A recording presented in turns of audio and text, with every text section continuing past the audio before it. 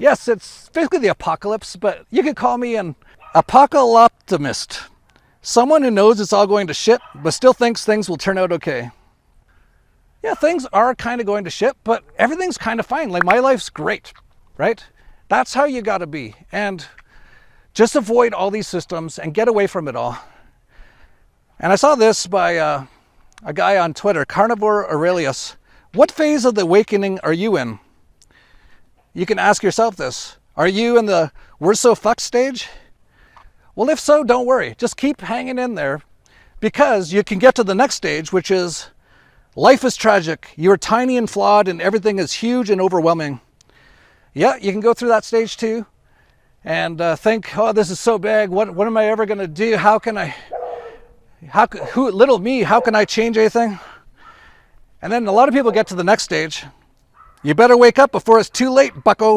And you try to tell other people, and then you realize most of them are NPC robot slaves, and they can't think for themselves, and they live in the Matrix. Basically, when you get to this point, you're basically like Neo in the Matrix. And then you get to the next stage, realizing you can't convince sheep, and you need to stop associating with people who make your life worse. And that's definitely something I've done, and that's why Chris Sky will not be speaking in Acapulco. I avoid drama queens, bitches with big teeth, saying that where things were not just because someone didn't invite him, and he's not even an anarchist. Anyway, so I did that, and that one's really great, actually. Like, get all the drama people out of your life. Get out of society, really. And then you get to the next stage. Get off my lawn. Don't be dependent at all, ever, period. And that's kind of where I'm at. I'm building a zombie bunker apocalypse ranch. And basically, we're just going to be self-sufficient and grow our own food and get ready for the zombie hordes and get ready to fight them off. But then you come to the last one. And I really like this this image, this meme with all these stages, because I think it's pretty true. Because the last one is where I'm at. The ultimate rebellion is taking full responsibility, conquering your inner demons, and dedicating your life to the highest possible goal you can.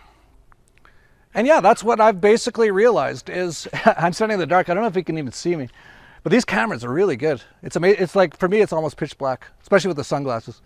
But that's where I've reached, is realizing that I need to do all the work on myself. I have to do the hours of meditation a day, which I do. All through this last month, all the stress of the pregnancy and all that, still meditated hours per day. Oh, today I meditated with my son right beside me. It was amazing for like 2 hours. And he was meditating too. It was so cute. And my wife's getting back into yoga now. So he'll probably do yoga with her and then come meditate with me. And I'm just working on myself, getting out all the programming. And realizing that I can create this reality, and I can create my own reality, whatever I want it to be, in various ways. But the only way you can do that is to work on yourself and basically become almost like a superhuman in every way. Have complete control of your physical, of your mental, leading to your spiritual. And that's actually what they don't want anyone to know. And that's basically what I'm doing. And that's what Acapulco is mostly all about now, by the way.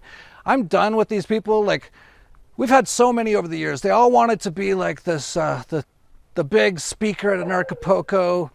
I'm not going to mention their names because I don't want to bring up any of this old stuff. But so many of them are gone, and they've lost most of their audience because people saw them for what they were. They wanted like attention, and they wanted to create drama and all this kind of stuff. And Acapulco is mostly about, it's a freedom conference, definitely still, but it's not just about freedom from the government. It's freedom in every single way, including from your own mind, freedom from the programming in your head. We have ayahuasca and DMT ceremonies. It's held in a botanical garden. There's tons of swimming pools. You can watch the speeches from people like Max Egan and Larkin Rose, and so many great people speaking. Del Bigtree, Ron Paul. I don't know if I mentioned that yet. Yeah, Ron Paul is confirmed now. So yeah, I'll leave it there. It's pitch black. But if you want to do that kind of work or be around people doing it, people who are unschooling, people who are totally changing everything about how they live. There's going to be tons on permaculture, how to grow your own food. It's actually the orphanage in Acapulco is doing permaculture, and they'll be doing it at the event. They're also doing like, what do you call those homes? I forgot the name for them. Maybe I'll put it on screen if I can think of it. The little earth ships. Yeah, that's what it's called. The orphanage actually builds those now. All the orphans are actually like engineers of earth ships and permaculture now. And it's people at Acapulco who have been helping them do that. So that's the kind of stuff we're doing. We're not looking for people like Chris Sky, who thinks he's the best activist in the world, and why isn't he being invited to speak at Acapulco? Well, now you know, and it's also probably because you're probably a Fed. So I'll just leave it there. I don't want to start any wars or fights or anything.